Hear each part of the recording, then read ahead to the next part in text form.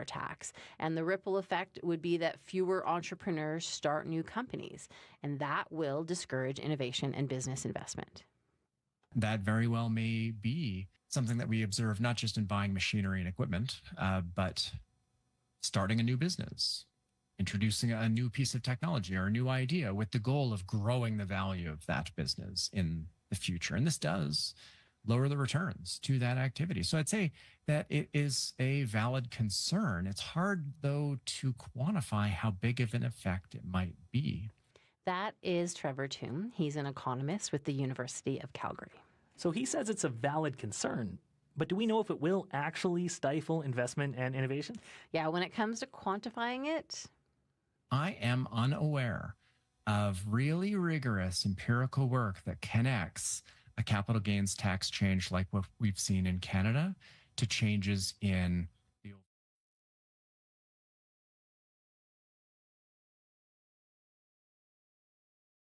going to get real data to see if higher capital gains taxes actually do hurt investment and innovation. Because so far, as you mentioned, the evidence hasn't shown that happening elsewhere in the world.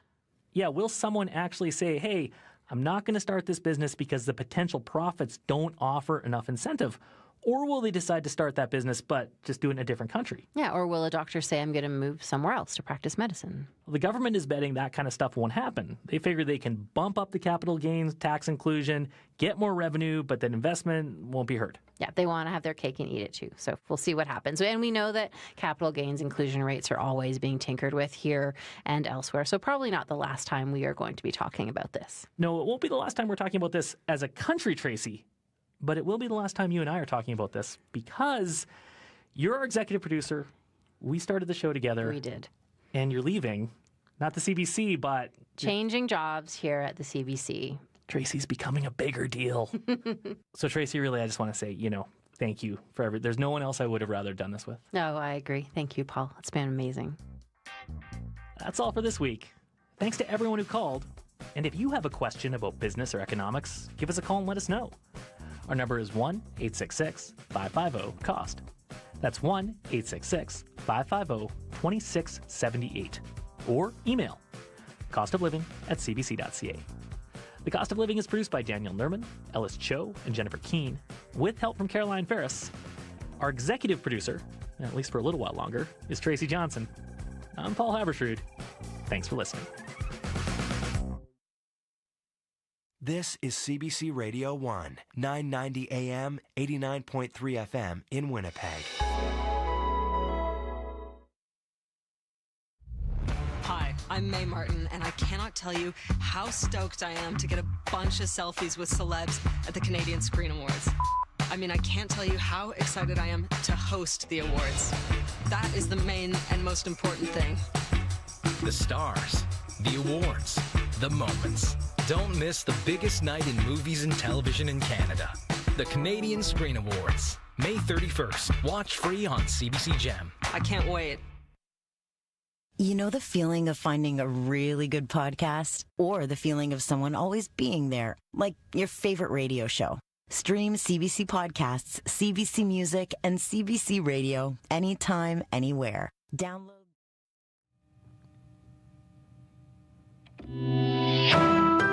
This is CBC News.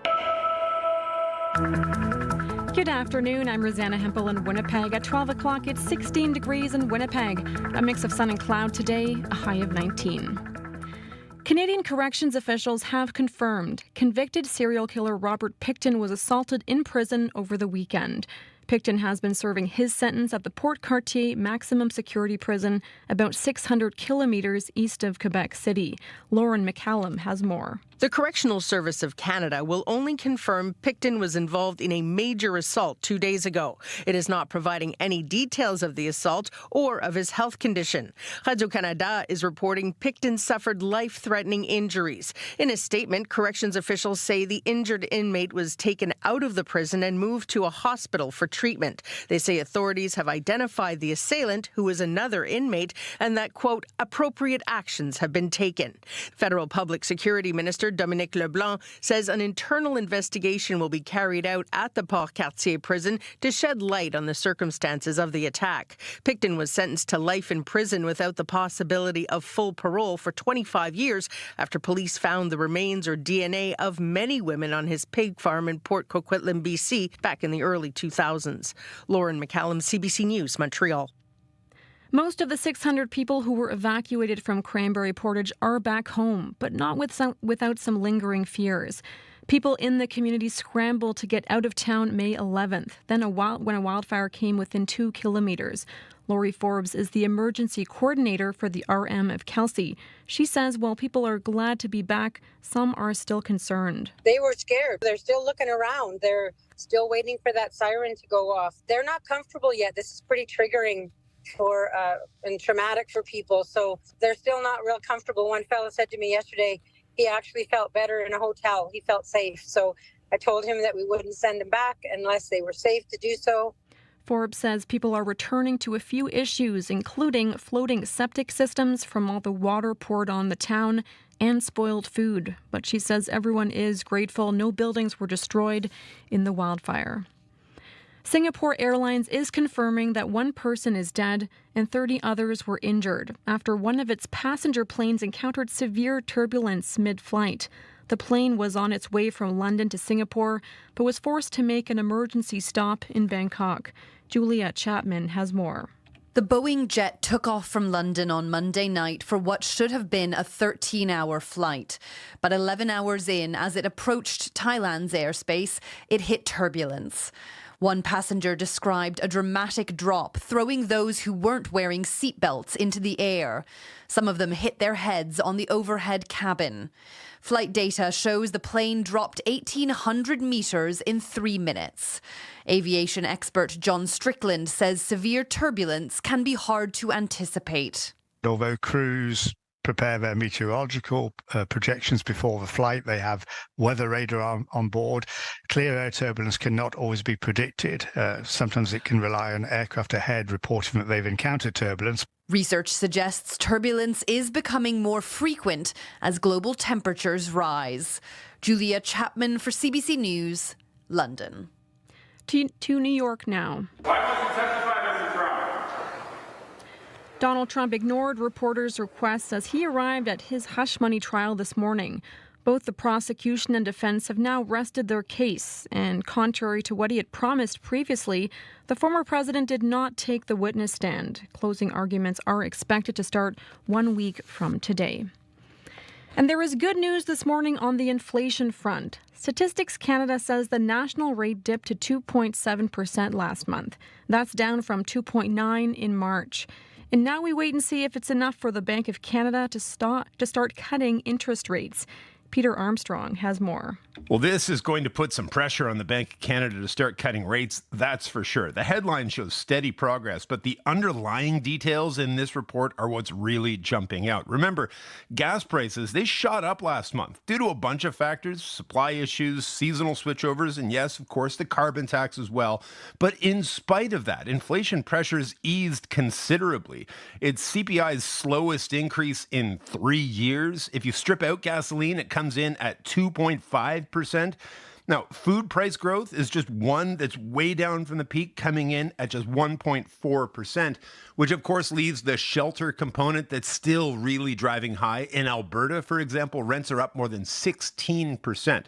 So all eyes shift now to the Bank of Canada. It meets again in 2 weeks. The central bank has said it needs to see evidence that this easing in underlying inflation is sustained. The question for the bank now, is this enough? Peter Armstrong, CBC News, Toronto. Manitoba, with its gas tax holiday, still has the lowest inflation among the provinces at 0.4% last month. That is the CBC News from Winnipeg. Your next local CBC News is at 12:30. A quick look at our weather around the province, starting in Brandon. A mix of sun and cloud today with 30% chance of showers this afternoon. A risk of a thunderstorm this afternoon as well, and this evening, a high of 21 for Brandon. In Dauphin, mainly cloudy with 60% chance of showers today and tonight. A risk of a thunderstorm there as well, a high of 16.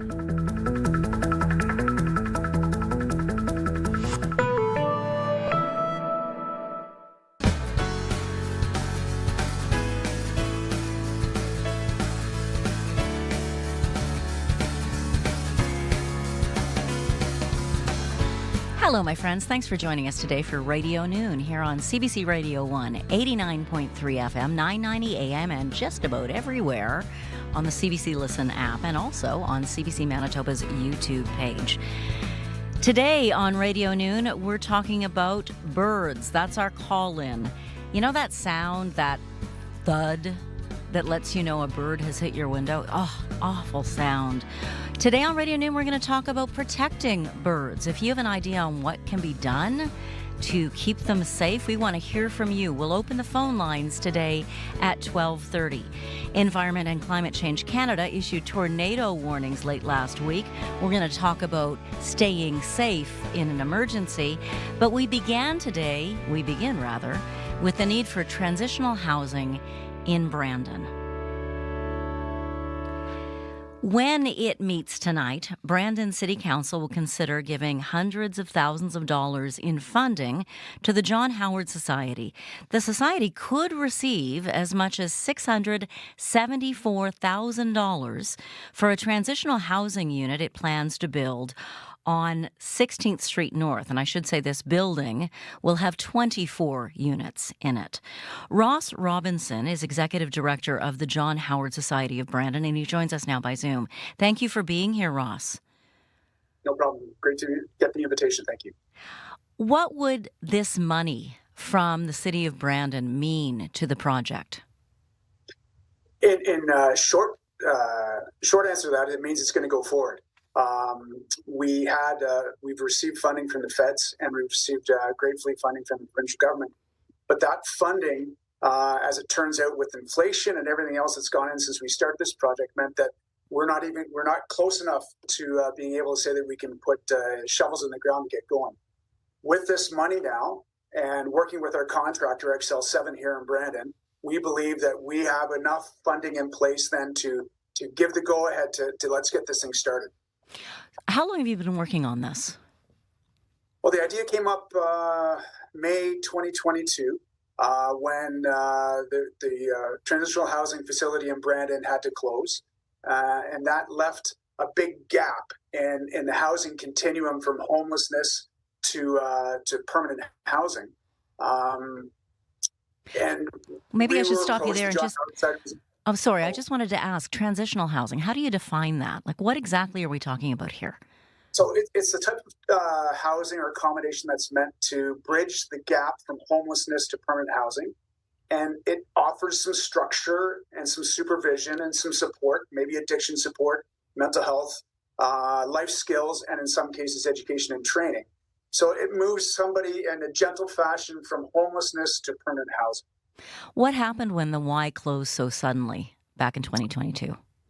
Well, those people who were housed there had to find other housing right away. And what caused concern for the John Howard Society was that Brandon and Westman then lost the opportunity for day parole, or commonly referred to as a halfway house, and individuals being released from incarceration from Brandon Correctional Center, if they didn't have any housing to go to pre-established, they had no place to go, so they'd have to go to the shelter. So the transitional housing project became a really important thing for John Howard Society to bridge the gap from incarceration to permanent housing as well. So that it's not just homelessness to permanent housing, but it's also incarceration to housing rather. And it's one of the best ways we have to improve our recidivism rates. So you've planned a 24-unit building. Right. It'll also have a sobering center. How will that work? Well, the sobering center is attached to it. It's not part of our project. It's being co-located with us, so there's some synergies in the build. And that's progressing along, and that's a project that the City of Brandon has undertaken. I can't really address too much about it because they're in the process of putting out a request for information for people who are interested in running it. And we're just kind of it only made sense for the City of Brandon, for Westman, to put these two structures together and we were already underway and had lots of plans in place, and so they're able to kind of attach it to take advantage of things. So, you mentioned that inflation really impacted you. How much did the cost of this project go up? Well, we had an estimate, and we kind of guesstimated rather with our Samson Engineering, and we had a study was done to figure out how much the cost was going to be, and we thought it would be about 9.5, 9.7. It's come in. The lowest bid was well over $10.5 million, and there's a gap there, and that occurred. Everybody doing their best guesses and looking at things, but materials, labor, as well as I do, every cost has gone up. It just to what extent, and so that's where we caught ourselves out. We had contingencies in place; those are maxed out, and so we really got to a place where it's like, how are we going to make this work? And we're really, really grateful that the city of Brandon was able to be creative and was able to, understood how important it was for how this helps Brandon be healthy. And I really was encouraged by the report that I heard that, right, we're going to go forward with this, Ross, and your project. And so I'll be there tonight, and I look forward to seeing how the whole thing happens. So who do you envision living in these 24 units? Will they all be people coming out of prison and making that transition? No. Probably maybe 3 or 4 at any given time. But the need is so great that we had to build a structure to replace what we had before, and then which was 21 beds, if I'm not mistaken. And then one of the requirements for the Rapid Housing Initiative is that the facility had to have 24. So we increased the size from our original plan from a few beds. So the second floor has got 16 suites, and they're a half bath, and they'll get food service provided from downstairs on the main floor. And the third floor is 8 500 square foot full bath, full kitchen, many suites. And the whole idea is that somebody's going to transition from homelessness to the second floor, develop some skills, get some programming, get some strengths behind them. Some will move up to the third floor and then further on do further development. Some will move out to permanent housing immediately. But the whole idea is kind of transition them and guide them through what's required to take on permanent housing and be a good renter or be a good roommate, whatever the case may be. Do you have partners in terms of providing the programming needed? Yeah, we're working at solidifying that coming forward. But when we first came up with this idea, we solicited all the partners in Brandon who would help us with this. And lots of people came forward about they want to work with us on education. They want to work with us on job seeking. They want to work with us on aspects of spiritual and cultural support. So addictions is going to be a major factor. And so we're going to be looking at that. What I'm really pleased about is how, this is not, we're leading the charge, perhaps, the John Howard Society, but this is a community solution. It's a community challenge and it's a community solution. Not one agency is going to take it on and beat it, but together, all of us can really take a big swing at the problem and get it fixed. This money, if City Council does vote to give it to you tonight from the City of Brandon, isn't going to fill that $1 million gap. It might fill half of it, a little bit more than half. What do you do for the rest of the cash? Well, we're working at other ways to decrease the cost of the build. We're working closely with XL7, our contractor, to say, right, we need to get the costs down. We had already, prior to putting up the item out for bids, we cut things down as much as we thought was possible, but we don't see everything, and we don't know all the ins and outs of it with Samson Engineering. The contractors really have a really good insight on where things can be cut, where things can be done more efficiently, and we're counting on them to work with us to make it work and happen. So when do you hope to have this building open? November 2025. It seems like a long way away right now, but I think once things get going, it's going to go very quickly. And I'm going to have programming in place, lots of stuff to get done between now and then. My major focus right now is to get some shovels in the ground and get working. And when would you like to see that begin? Yesterday? Weeks. Weeks. Well, you've got a lot of work to do, so I suggest that you and I chat again. I think there'll be lots to talk about. Thank you for your time today. No problem. Thank you. Ross Robinson is Executive Director of the John Howard Society of Brandon. Your local news at your fingertips. CBC News has a local news app made for your phone or tablet. So don't waste time scrolling for the local stories you want. Just download the app to get the information that matters to you when it happens. And how you want it. Another way to get your local news. The CBC News app. Download it today.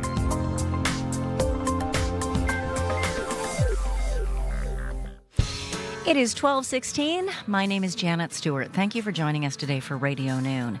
Today on our call-in portion of the show, which is its second half hour from 12:35 on, Bird Talk. What species are you seeing? What changes are you seeing in birds? Do you have questions about them for a bird expert? Because we just happen to have one joining us at 12:35. Join us for our call-in conversation. We'll open the phone lines during the 12:30 newscast. Last week, there were tornado warnings issued by Environment and Climate Change Canada for southern Manitoba. That's not that unusual. We are at the northern end of Tornado Alley, and as the weather gets warmer, the chance of strong twisters hitting here grows. So we're going to talk disaster preparedness in just a moment. First, though, let's take a look at your forecast for the Winnipeg area. Tuesday, that is today, the beginning of the work week is a Tuesday. We're going to see more and more clouds building in this afternoon. We'll still hit a high temperature, the forecast says, of 20 degrees, even with all that cloud. There is a slim chance of getting some showers overnight. Tomorrow, we should see a bit more sunshine than today, hitting a high of 16 degrees. Skies will clear again Wednesday night, leaving us with a mix of sun and clouds and a cool temperature of 12 degrees for our Thursday. Riley Lachuk is our weather specialist, and he'll join us after the 12:30 news for a look around the province at the forecast.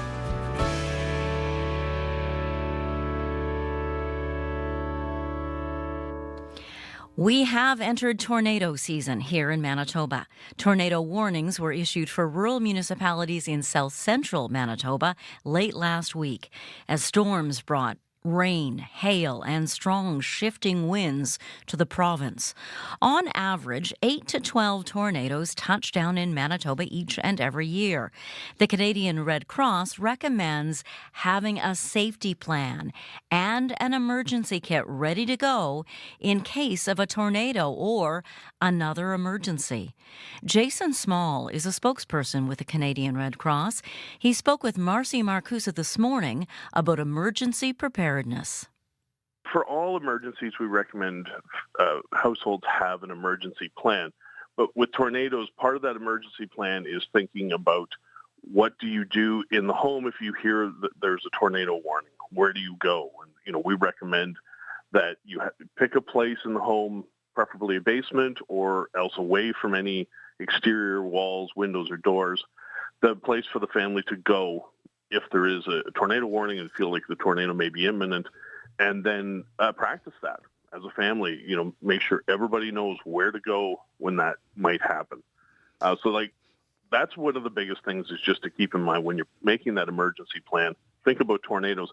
And that's the thing we really recommend, is when you're doing your emergency planning, know what the potential risks are where you live. So in summer, for us here in Manitoba, tornadoes, wildfires, floods, these are some of the major things to think about. And that's just part of it, but that's a big part when you're making that emergency plan. Do you think that people forget to think about outside of the home? Because the home is one thing, but there's other plans that you might have to think about if you're separated from family, or if you happen to get caught in something outdoors, or, you need to know your neighborhood in a way. You need to understand structures. Absolutely. We say that part of the things when you're making your emergency plan, think about not just in the home, but also if you are separated as a family, where are you going to meet? Who might you be able to stay with, or what home might you go to? Also, with your neighborhood, know your neighborhood and maybe know somewhere else you could go, or also maybe somebody in your neighborhood, possibly an older person who might need help and you might want to check on just to make sure they're okay too. It is important as a family to know that if we do get separated, how are we going to reconnect? Where are we going to reconnect? And that's all part of that emergency planning. What should be in the emergency kit? The emergency kit should have what a family or household is going to need for the first 72 hours after a disaster. So that might include things like water in a collapsible container, non-perishable food, maybe, granola bars, protein bars, canned food. If you have canned food, make sure you have a manual can opener. We also recommend having either battery or crank-operated radio, so people can listen to warnings on the radio about what are potential issues that might still be coming or where status is for weather. It's important to have special needs for your family. I mean, that's the biggest thing, is your emergency kit needs to be tailored to the household. So do you need certain medications? Do you need an extra pair of glasses? Make sure you have important family documents like birth certificates, ID, land deeds, insurance papers, stuff like that. And also, beyond that, maybe extra clothes, extra keys for the house, a first aid kit, extra cash, personal hygiene items, pet food or pet medication if you have four-legged members of the family, maybe a cell phone or just an extra battery charger or batteries.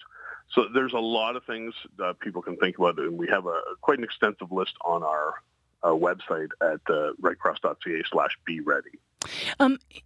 Just last, how often would you recommend people, obviously you're going to want to update your kit, not just have it sitting there for, years on end and then everything's outdated, but after you have your kit together and such, what about practicing your plan with your family? How often do you recommend people do that? Yeah, I mean, it's something as a family, think about what makes sense, but I mean, I'd say at least every few months, check that kit, make sure things haven't expired.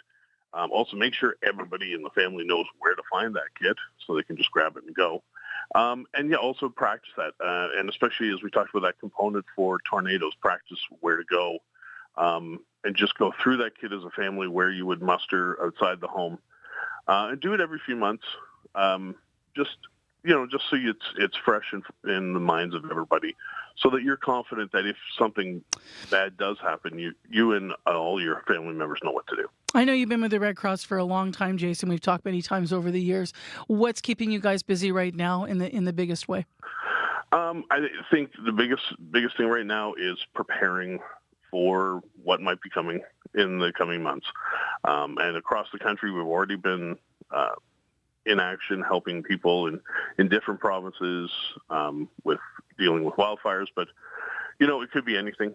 And we're prepared for anything. We have a fantastic team of staff and volunteers who are making sure that here in Manitoba, we're prepared in case any disaster does happen and we are needed to assist. That's Jason Small, a spokesperson with the Canadian Red Cross, speaking with Information Radio's Marcy Marcusa this morning.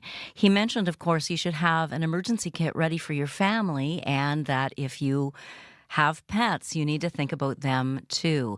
There's an organization, a nonprofit started by a woman who grew up in Transcona, which helps pet owners get prepared. They have a checklist now online that you can check out.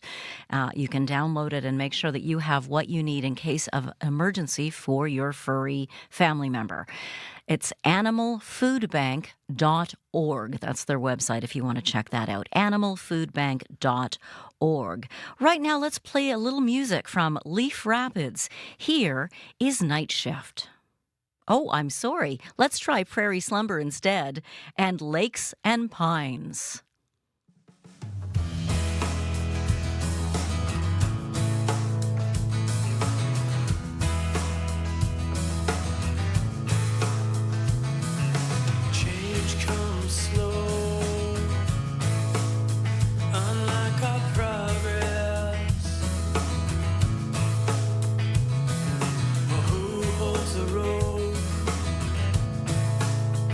During this conquest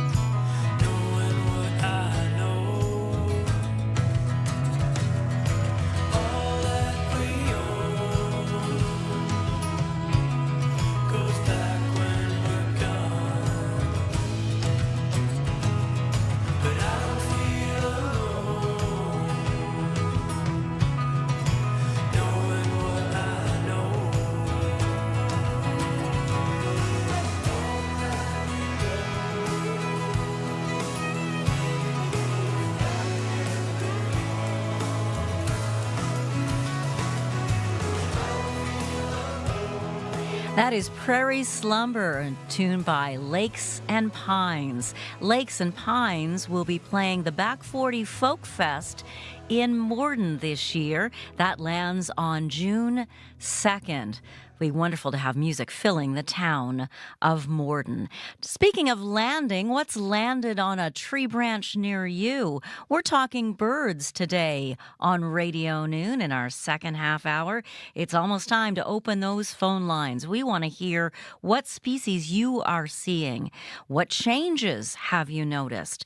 And if you have any advice on how to keep songbirds out of danger, we want to hear from you today on Radio Noon's Call-In Conversation. The number to call here in Winnipeg is 204-780-0893. If you live out of town, try 1-800-268-5483. Our guest today is CBC reporter and resident bird expert Bryce Hoy, our favorite nature lover to turn and chat with. Right now the time is 12:30. This is CBC News. Good afternoon. I'm Rosanna Hempel in Winnipeg. At 12:30, it's 17 degrees in Winnipeg. A mix of sun and cloud today, a high of 19. Evacuees from Cranberry Portage are assessing the damage, both physically and emotionally, after a wildfire came within 2 kilometers of the community. More than 600 people had to abruptly leave on May 11th. They were allowed to return home Sunday. Laurie Forbes is the emergency coordinator for the RM of Kelsey. She says none of the buildings burned, but people were affected by all the water that was poured on the community to keep the flames away. I've had a report from one fellow, his septic system actually floated. So what happens is the water underneath pushes the septic system up and floats it, and he's going to have to deal with that when he gets home. Forbes says some people are afraid they'll be forced to leave again because of the wildfires, but she says they wouldn't have allowed residents back until it was considered safe. Serial killer Robert Pickton is in critical condition in hospital after being attacked in prison. Radio-Canada confirms Pickton was attacked in a common area of the maximum security Port Cartier institution where he is an inmate. The Sûreté du Québec says it's investigating.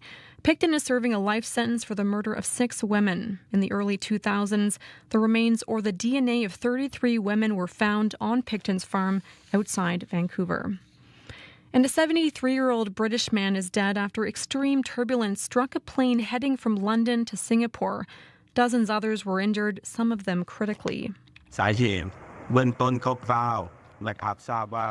Airport officials in Bangkok say the man who died suffered from a heart condition and that he likely died from a heart attack. The Singapore Airlines Boeing 777 made an emergency landing in Thailand after encountering turbulence over Myanmar. Passengers say those not wearing seatbelts were catapulted into the ceiling. Back in Winnipeg, the City of Winnipeg wants your help to find those who make this community great. This is the 150th year of Winnipeg being a city, and Mayor Scott Gillingham says it's created the Winnipeg 150 Medal.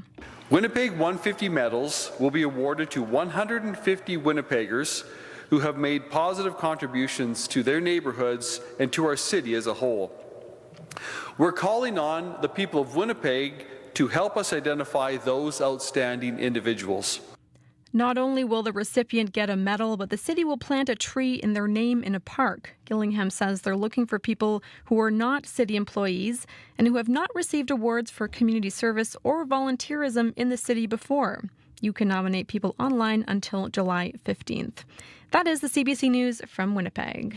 Thanks very much, Rosanna. You're welcome. Rosanna Hempel there reporting the news for you today. Riley Lachuk is our weather specialist, and he joins us now with some news that people who spent all weekend gardening, putting those beautiful annuals in, might be concerned about. Yeah, Janet, temperatures at least into early Thursday morning, we could see very, very close to the freezing mark in the Red River Valley.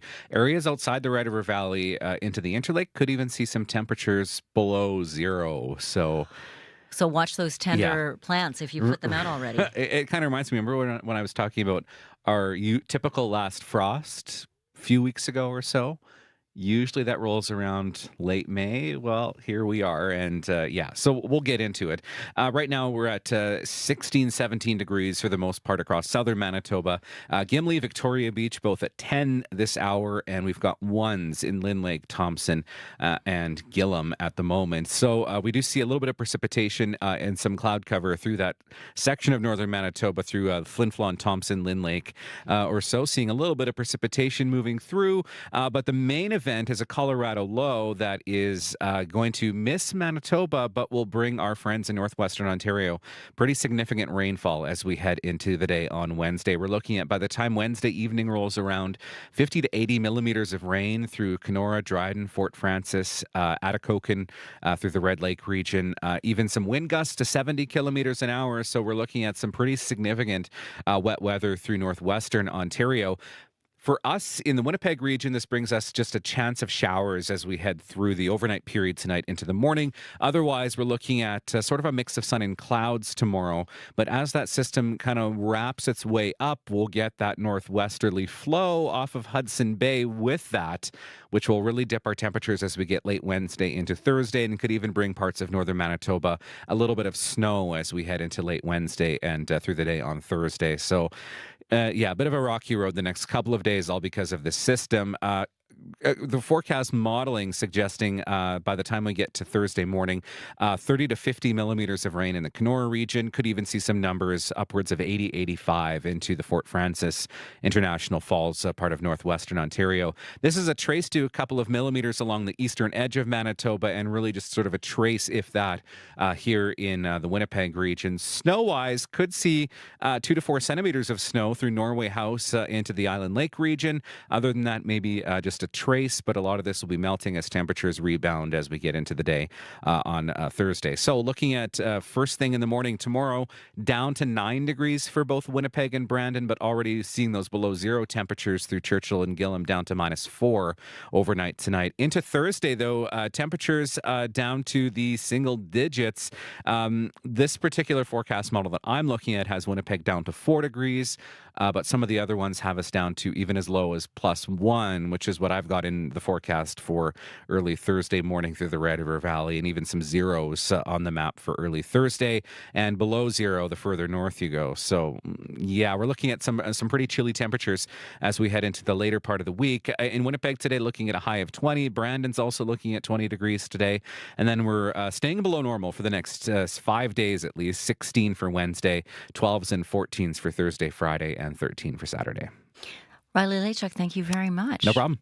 Riley Lachuk will be back during Up to Speed today. That program airs here on CBC Radio 1 between 3 and 6 p.m., and then he'll join our TV newscast at 6. Bryce Hoy, you may see from time to time on that newscast as well, because he's one of our CBC reporters, but he has a background in biology and a passion for all things wild, including those beautiful birds you're hearing right there, Bryce. Right on cue. Isn't that lovely? It is lovely. I like to call them burbs. Burbs. Why? Oh, it's just a cute, fun way that the internet has decided to refer to birds. Burbs. Burbs. Okay. So now we're hearing burbs on Radio Noon, and that's because we want to hear from you all about birds. 204-780-0893. If you live out of town, the number to call is 1-800-268-5483. Bryce and I were talking in the newsroom last week about birds hitting windows. You know, when I hear that sound, that thud, I just feel sick. How do you feel when you hear it, Bryce? I feel frustrated and sad, of course. Nobody likes to hear that sound. Why do birds fly into windows? Well, it's a pretty intuitive explanation. You know, if you look at a window that is particularly clean, it's reflecting the outdoors right back to the birds. So they're seeing trees and blue sky reflected back at them. So they just they don't have that same sort of depth perception. There are some ways that you can prevent this from happening, which maybe we can get into at some point during the show today.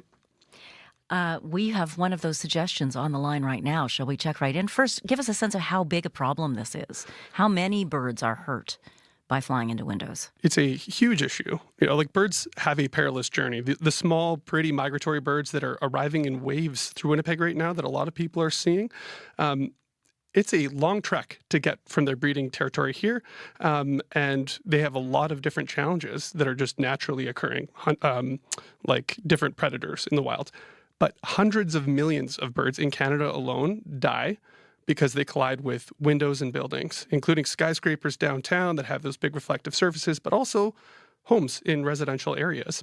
And so I'm actually eager to hear what this individual on the line has in terms of recommendations. Donna, thank you for calling Radio Noon. Yes, hello. Hi, you've got an idea that might protect birds. What is it? Well, we've been using this for, 8 or 10 years, and they are, well, we have always called them parachute cords.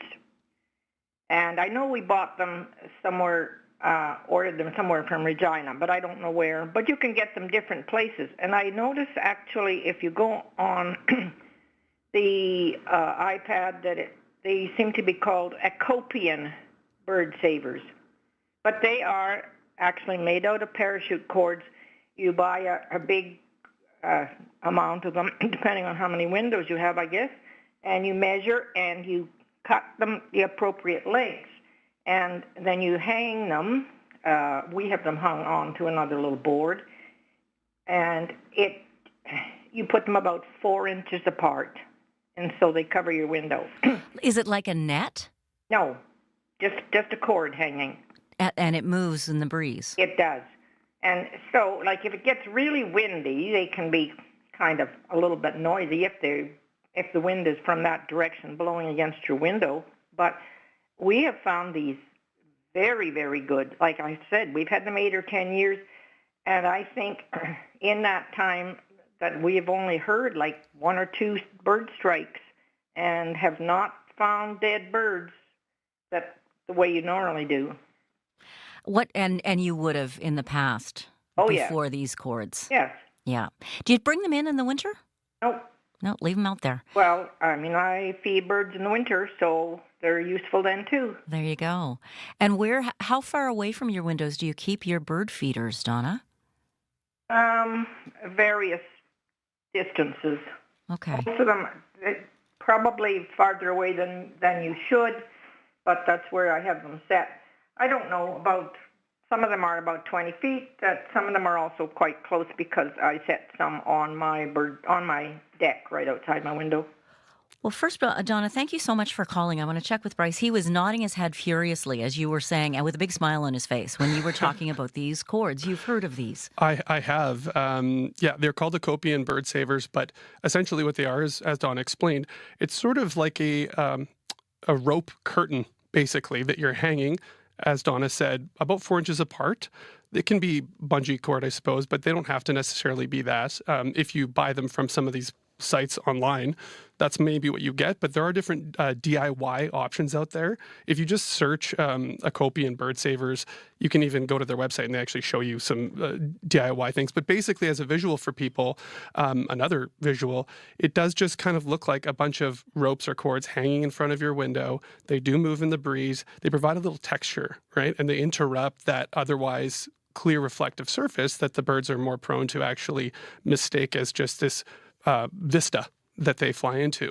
And they have been shown to really reduce bird window collisions. So Fort White actually put these on a couple of their buildings 4 or 5 years ago. If you actually Google Fort White and Acopian bird savers or, window collision prevention Fort White, you'll see a post and they explain what they did and how it's had a really good impact on minimizing the kinds of fatal bird collisions that we hear about more during this time. And Fort White Alive, of course, is a place in Winnipeg that celebrates nature and gives local folks a chance to go and learn about things like birds and how to protect them.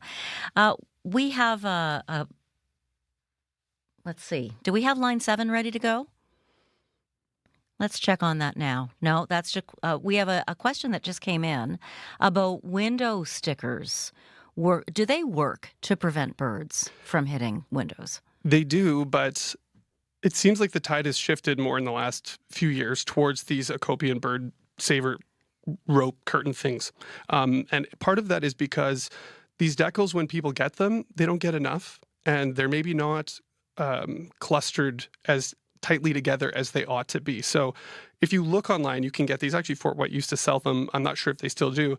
But basically, the advice now is you really need to deck out your windows with these decals. You can't just do it sparingly. You have to have them 4 inches apart. You have to basically, you can do them in stripes or blocks, but you want to get it to the point where it's covering so much of the surface of your window that it's kind of like obscuring your view from inside. That's when they're most effective. If you have a few up, it might help, but it's not going to eliminate the problem altogether, according to what I've seen online from various different bird advocacy organizations. What other dangers do birds face in a city? Yeah, I mean, cats. Cats are a big one, right?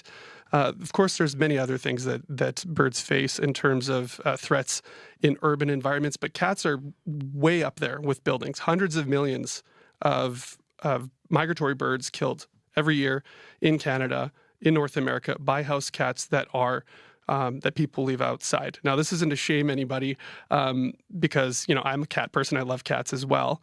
But they do wreak havoc. And there's been lots of science on this that is, included scientists rigging cats up with like GoPro cameras almost on their collars to see what it is they're doing during the daytime. And it's quite interesting because they have these little lives outside of what we know. I don't want to call it a bloodlust, but cats are instinctive hunters, though they're domesticated. They're not wild anymore.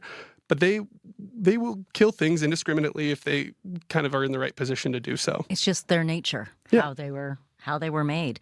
We have someone calling in now. Norma, thank you for calling Radio Noon.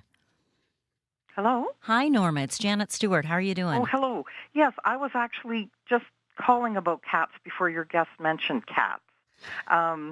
They are actually, as your guest said, one of the number one killers of birds. And there is actually, I don't know if a lot of pet owners are aware of this, but there is actually a City of Winnipeg bylaw, number 92-2013, that indicates that cats really are not to be allowed to run at large except if they're on the owner's property or on the property of another person who has consented to the presence of the unleashed cat. Otherwise, cats at all times are supposed to be kept on a leash. So I think a lot of people maybe are not aware of this bylaw or maybe just choose to ignore it, but I personally have neighbors who are very responsible pet owners, and whenever their cats are outside, they're on leashes, and it's just something, that people can do to save our birds. I'm just thinking of the people I know who live in rural settings, and barn cats were always a thing. They would just, cats, again, would run wild. They were not something... What would you say about that? Well, I think that still holds true for rural. I think that's a different issue. I think rural cats, that's because, yes, they do serve a good purpose.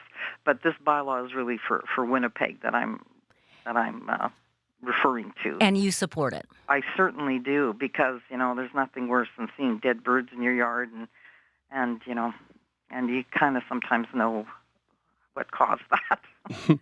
So. Thank you, Norma, for calling in. Thank you very much.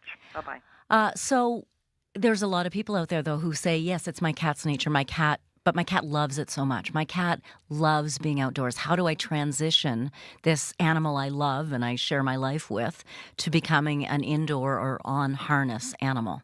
Fair point. And just two things I would say. One is just sort of a gentle, diplomatic pushback.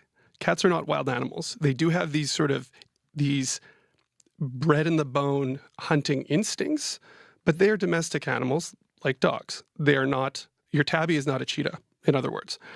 We do sort of see how cats act, and we attribute to them these sort of wild qualities, but they're not quite the same as something that has, for eons, been raised in the woods. And so there are some different ways you can do this, right? There are people who are purists and say, cats never go outside. Others will say, put your cat on a leash, or come up with a zip line system, right? Those, I've seen those. Me too, on a clothesline. Yes, exactly. Or there's these little screws you can get where you screw them into your backyard. And basically, these things just limit the cat's movement and ability to actually attack birds or whatever. There is this other kind of funny cool thing that was in a doc that Nature of Things host Sarika Suzuki profiled recently. If you look this up, it's on CBC Gem. It's something to akin of Your Pet is an Assassin. That's the name of it. And it's about cats. And there are these things called clown collars that you can put on your cat. Clown collars. Clown collars, which I had never heard of. But there's been actual studies of this. Effectiveness of this thing. Basically, it's a collar that's frilled and rainbow colored, and basically what it does is it alerts the birds that there's a predator on the prowl because they see a wider spectrum of color than cats, than humans and small mammals. So they see this thing that's this flashy, colorful thing coming at them, and it tells them to get out of here. You can also put a bell on your cat as well. That'll kind of serve that purpose. But these things, funny as they look and as funny as they sound, have actually been shown to be really effective. So for those folks who just can't bear to bring their cats indoors, in some cases violating municipal bylaws, as we just heard, you could do that. And these things also protect your cats, right? Like, because people in vehicles are going to be more likely to see this cat that's running around looking like a clown than just a cat, running out into the street. 204-780-0893 is the number to call in Winnipeg. 204-780-0893 in Winnipeg or anywhere where you have a long-distance plan that doesn't cost you money to call Winnipeg. If you would like a toll-free number, it's 1-800-268-5483. Now, Marlon is calling us. Marlon, hi. Thanks for joining us on Radio Noon. Yes, I had 2 bird strikes on my window wall last night, and I heard them, so I ran out and fetched them. And one of them is orange head, orange back, and a black underbelly, and I don't know what that is. It seems like it should be an oriole, but never seen that much orange on an oriole.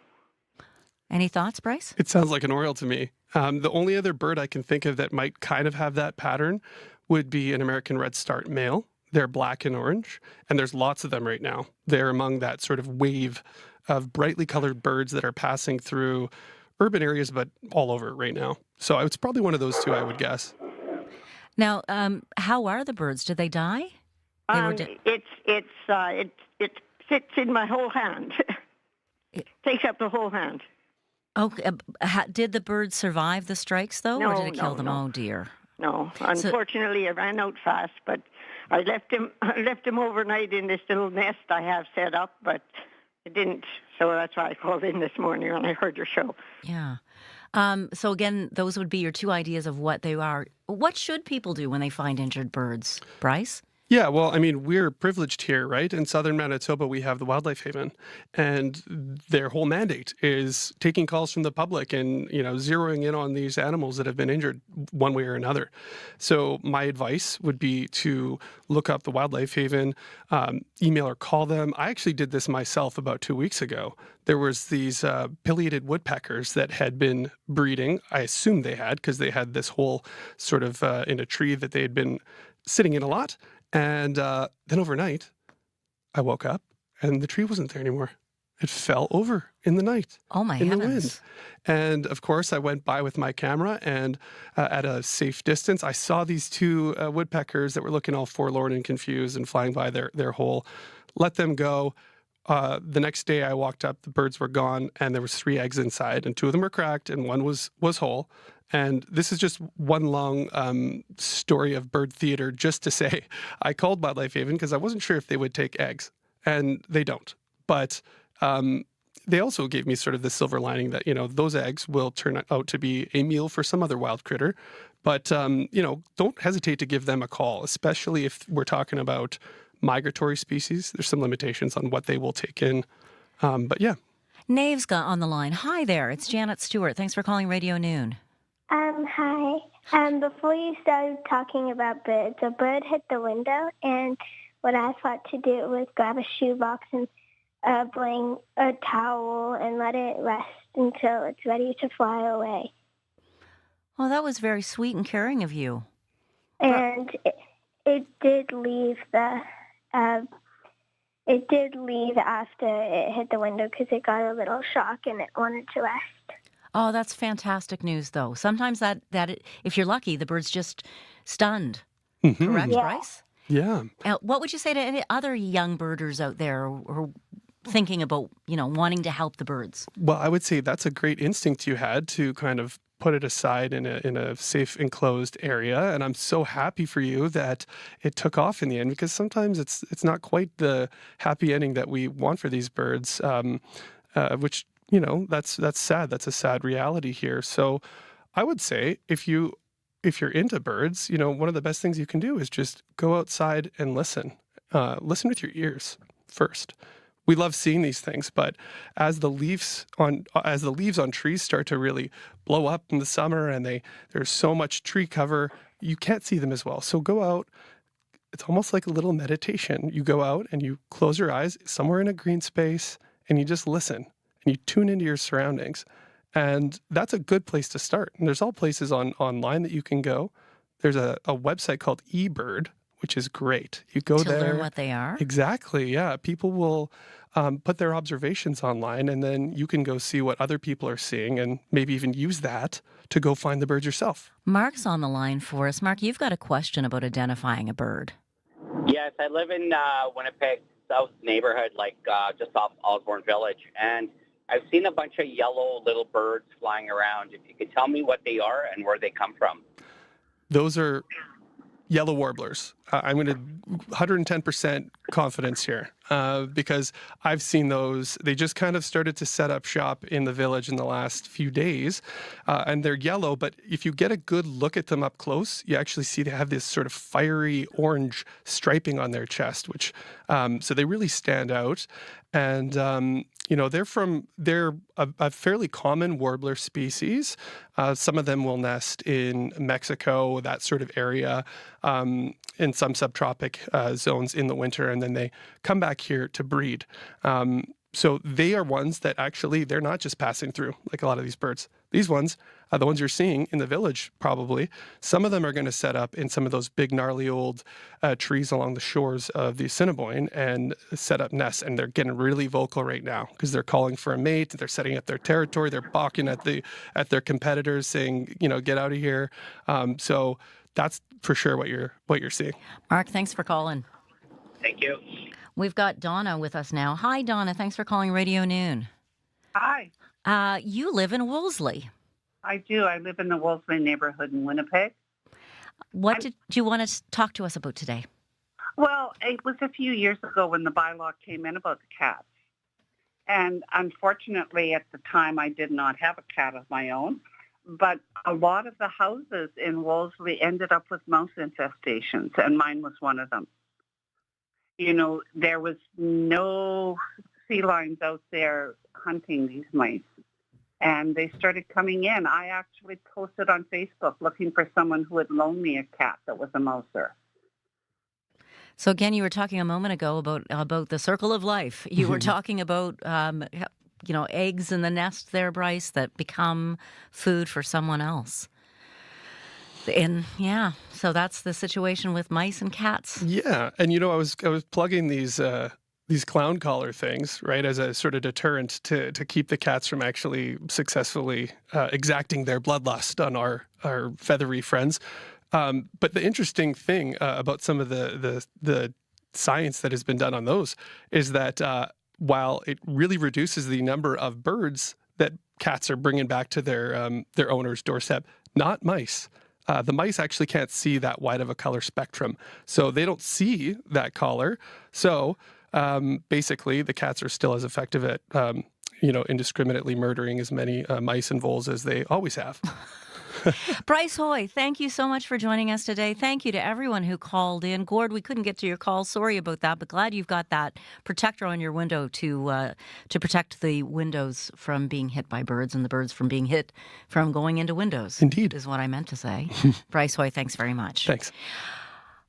Hi, Faith Fundal. So useful because I unfortunately saw a bird outside my window this weekend. And I was so sad about that. So I'm gonna try that. Yeah. That might be helpful. Absolutely. We're going to hear on the show today, Janet, from a local fragrance influencer.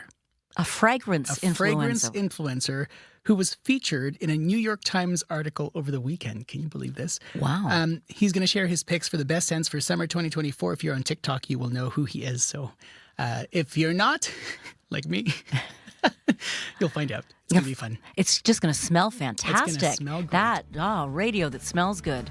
Thank you so much. Faith Madal, hosts of Up to Speed, which airs here on CBC Radio 1 between 3 and 6 p.m. Bryce Foy, king of all things. Thanks to everyone who called in. My apologies for calling cats wild animals if I misspoke. Thanks to everybody who helped put this show together for us today. Wendy Parker, welcome back. We missed you, and we'll chat with you all tomorrow.